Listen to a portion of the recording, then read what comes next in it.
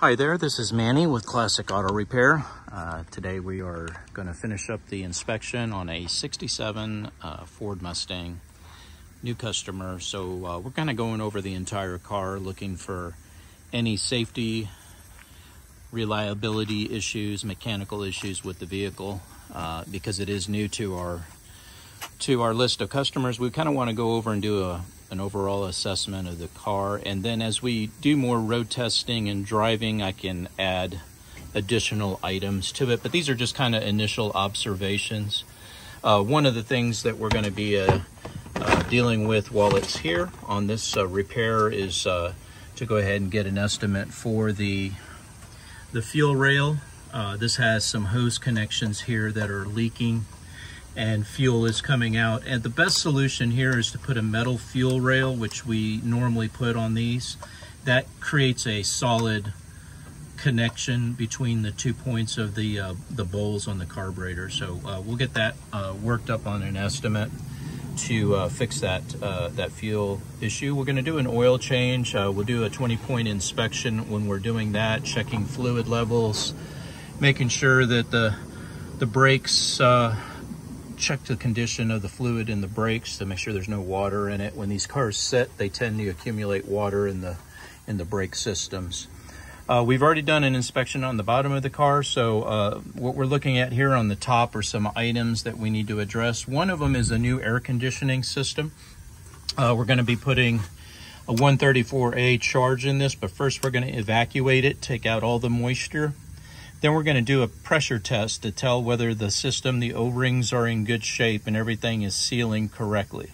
Once we have that done, I'll add some fluorescent dye oil to the system, which will help me in future diagnostics. If this were ever to leak in the future, the yellow dye will indicate where the leaks are coming from. One of the items, we didn't put this AC system in, but when I do install these, I wrap the heater control valve, which is what this is right here. It's really close to the headers, which are located right here below this. This is a computer module part here, and it's really not meant to be in the heat. So I'll put it on the estimate, but if it's something you want to address, just get yourself some heat wrap. They sell it for starters usually because the starters are so close to the headers. And it's a fabric that keeps heat from transferring over to these electronic parts here. And you just wrap it up, put some tie straps on it. They come with metal straps, you can put those on there. And that just insulates this sensitive part from the heat that is really going to be excessive just a few inches away from it. Looks like a good installation. Everything looks like it was installed correctly. I'll be able to tell mechanically if the AC system is right. When I start hooking up my gauges to it, it'll tell me the readings, and I'll know a little bit more information at that point as to the condition of the system.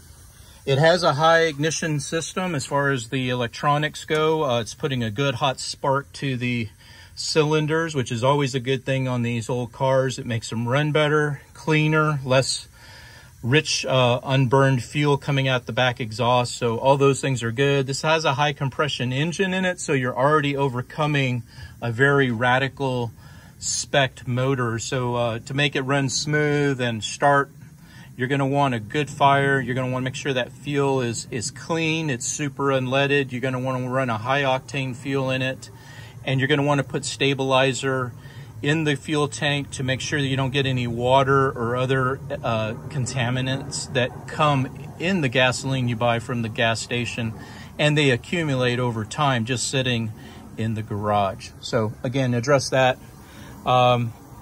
Electronically, like I said, everything looks good. It's got a new starter solenoid on it. The alternator is a high output alternator on here.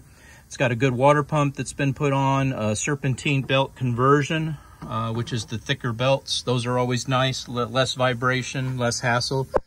Power steering sounds good, and I don't see any leaks on the reservoir can or pump, so we're looking pretty good there as well. One of the items we're going to be addressing is the height of this not hitting on the hood. The lid is reversed right now to kind of keep that that from happening. But what we do is we just did a Corvette a couple of weeks ago, and we install a shorter air filter cartridge in it, and that allows you to drop the height of this lid down just a half an inch or so, and that'll get you the clearance that you need for this. So that's the fix on that. It's got the new wire harness on it, which is always a good thing. It's not wrapped in tape, which is good for diagnostics. Probably not good long term. I would probably come back and wrap this in vinyl tape or put a plastic conduit on it. The reason this insulating, it's made out of a soy-based oil, and it does break down over time, and when it does break down, it's going to crack and create shorts in the system. This is, again, long time from now, but just for preventative from the heat that's being generated in the engine compartment. One of the things I would do is go around the whole car. Wherever there's an exposed wire, I would wrap it in vinyl tape or put a plastic conduit on it. All right, radiator is new. It's got 2 electric fans on it. I don't see any issues with running the fans on these cars. You just want to make sure that they're coming on when they're supposed to and that the relays are working correctly. That's always a problem on these electric fans, is getting them to work when you want them. Unlike a mechanical fan that's connected to the motor, the motor's always turning, so the fan's always working unless the belt comes off.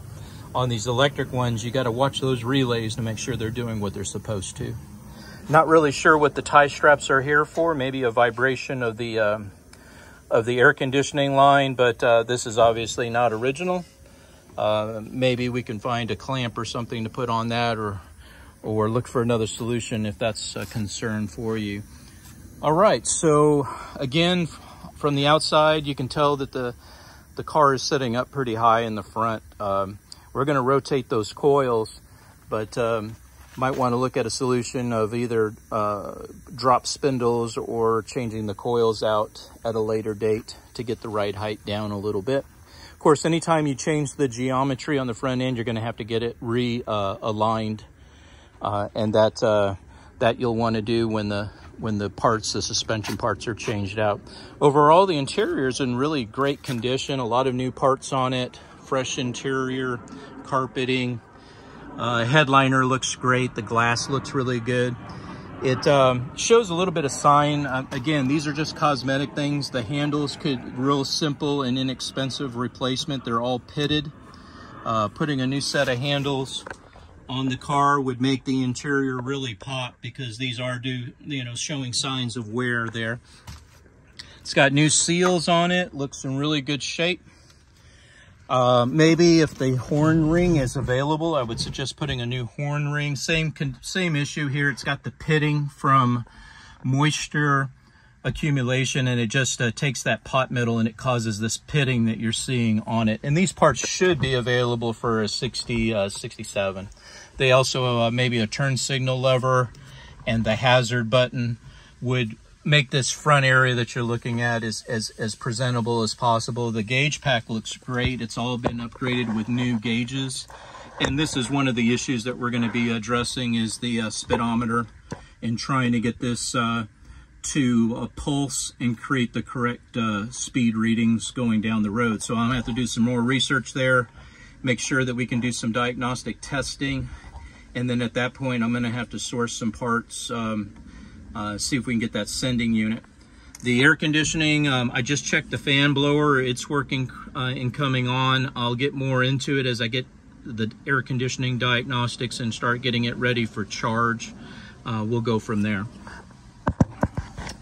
On the on the mechanical side, electrical safety, obviously we got a bunch of wires hanging down here, so this would be something that I would suggest strapping up. And again, in the interior, you don't have to worry so much about vinyl wrapping everything, but you definitely want it held together with tie straps and out of the way of a foot, because if your foot gets caught on here, you can't get your foot off the pedal. That could be an accident waiting to happen there. So get all that stuff tucked up under there once you've finished all your wiring. You got a few loose wires here that need to be connected and moved out of the way or strapped up so that they don't come off.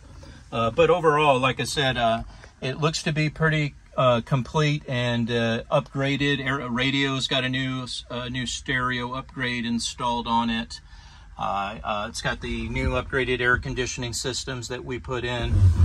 You want to make sure that drain is in there correctly so that the water doesn't come. Oops. So that the water doesn't come out of the out onto the carpeting. That drain goes through the firewall and down onto the ground if everything's hooked up correctly. And again, you see that pitting that's happening here. If these were available, I would replace those with new when you get to that point. But these, again, are cosmetic things that can be addressed at any time. But being the first time that I've seen the car, they kind of attract my attention because of the high quality of the rest of the finish on the car. You start to get these signs of the pitting on the chrome that really stick out at you. Really nice dome light. Everything on the visors looks good. The mirror is in good condition.